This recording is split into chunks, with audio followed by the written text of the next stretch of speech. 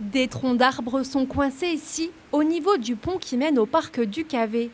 Ces arbres sont les stigmates de la crue qui est survenue à Joinville en début de semaine.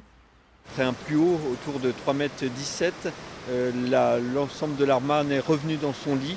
Et voilà, donc pour l'instant, on va se consacrer au nettoyage des rues et puis éventuellement des particuliers. Et donc des dégâts effectivement dans les maisons avec des meubles qui ont été touchés notamment. Ces inondations résultent des fortes pluies orageuses survenues entre samedi et dimanche. En 2 jours, il est tombé plus de 130 mm d'eau en Haute-Marne. Le lac du Der a alors joué un rôle crucial en régulant les cours d'eau pour minimiser les crues. Nos équipes ont été mises en alerte et on a dérivé le flux d'eau qui arrivait dans la Marne vers le lac du Der. Donc il se trouve que l'on avait encore une capacité de stockage de 40 millions de mètres cubes.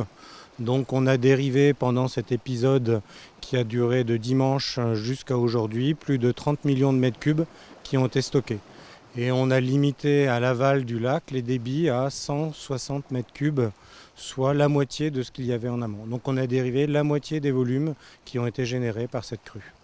Cette dérivation a été réalisée grâce au canal d'Amnée situé à Saint-Dizier. Les équipes de Seine-Grand-Lac ont ouvert les vannes pour récupérer l'excédent d'eau, remplissant ainsi le lac. À ce jour, on a rempli le lac puisqu'on est à un peu plus de 100% de la capacité normale.